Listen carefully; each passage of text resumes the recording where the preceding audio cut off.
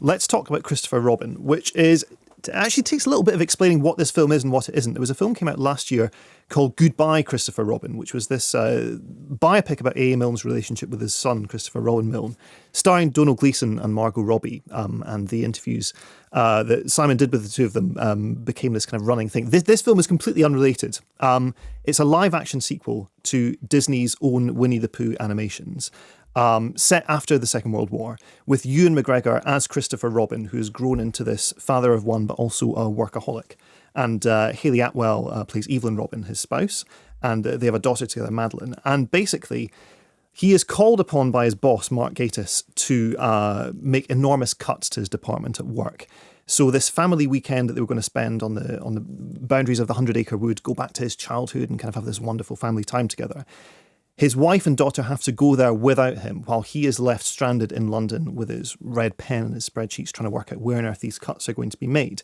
Now, because of this stress that weighs upon his shoulders, Pooh is roused from this generation-long slumber and emerges from a hollow tree outside of his house, his townhouse in London, direct from the 100-acre wood, in order to help out this childhood friend in need. And here's the moment at which they meet each other, the kind of many years later reunion on a park bench, where it's fair to say Christopher is surprised to see his childhood friend again.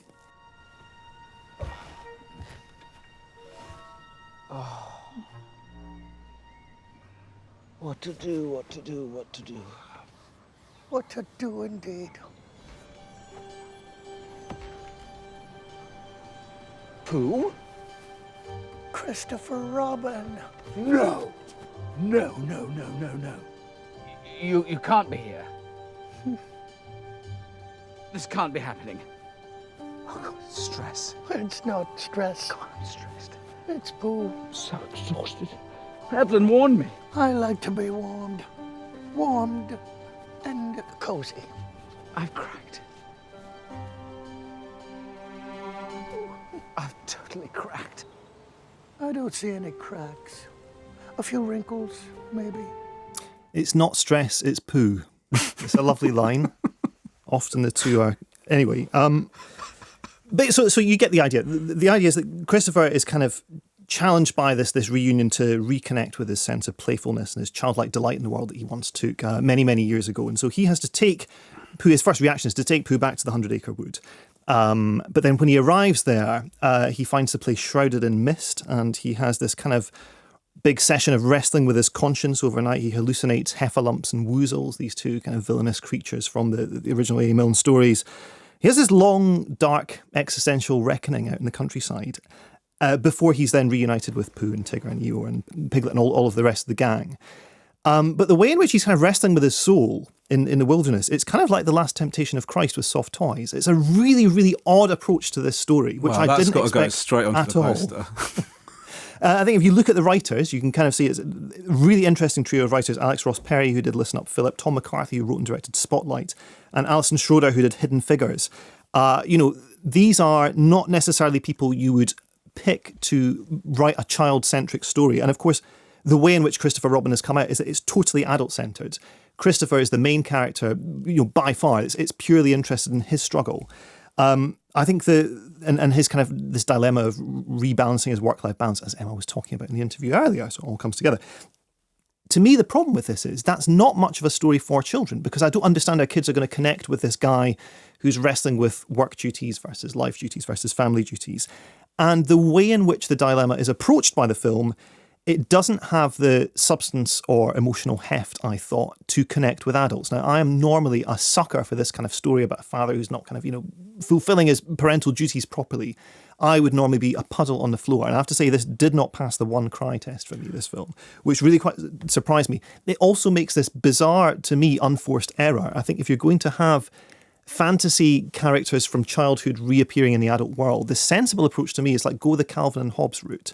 So what Bill Watterson did with that cartoon strip, which I thought was completely ingenious, was Calvin, the young kid, always sees his stuffed toy tiger Hobbes as being alive, definitely objectively alive, a real breathing creature in the real world.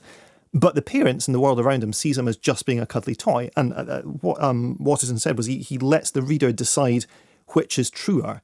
Now, this film doesn't go that route at all. In fact, it makes Pooh's existence as an animate soft toy a blunt matter of fact. And weirdly, for me, that had the effect of taking the magic out of it, because it's almost as if he's just not being noticed by the outside world, rather than there being this question over to what extent he's in Christopher's imagination or not. The characters themselves, though, are really beautifully done. They're animated by Framestore and Method Studios, two terrific visual effects houses. The cuddly toy ones, so Pooh, Tigger, Eeyore and Piglet, all have this slightly molty look to their fur, as if they've been very well cuddled in a former life, and they've been left alone to slightly moulder and in the woods ever since. So the texture of them, the presence of them in the scenes is beautifully done. They've got a great voice cast as well. Jim Cummings, who does the iconic voices of Pooh and Tigger, is back. You also have Brad Garrett, Nick Mohammed, Peter Capaldi does Rabbit, Toby Jones does Owl, Sophie Okonedo does Kanga. So really, really strong voice cast. And generally the look of the film is terrific. Jenny Bevan did the costumes as well. Really, really beautiful clothes, really fantastic environments as well. It has a very, I think, sound grasp of Pooh-y wordplay. When Pooh kind of says in one scene, people say nothing is impossible, but I do nothing every day. So, there's really kind of clever, fun, lilty little bits of wordplay that A.A. Milne did really well. What I think the director, Mark Foster, struggles with more, this is Mark Foster who made Quantum of Solace, Kite Runner, Finding Neverland as well. And there's some real Finding Neverland DNA that's been carried over into this film. He really struggles with the physical comedy. So if you look at a film like Paddington, for example, the slapstick in Paddington is terrific. And I don't know whether it was motion capture or just reference footage, but I think some of the Paddington movements were taken from an actor who had trained with Philippe Gaulier, who's this brilliant French clown, who is incredibly savvy about what is funny in gesture and movement, how you can move around a set in an amusing way. He trained Sacha Baron Cohen, for example. So Paddington had that really strong core of physical comedy that this film does not have. I'm not sure if it's even trying to be Paddington, but it kind of feels like it wants to be something like David Lowry's Pete's Dragon reboot version of that film that he made, where it's got this kind of melancholic undertow to it, but it is a family film.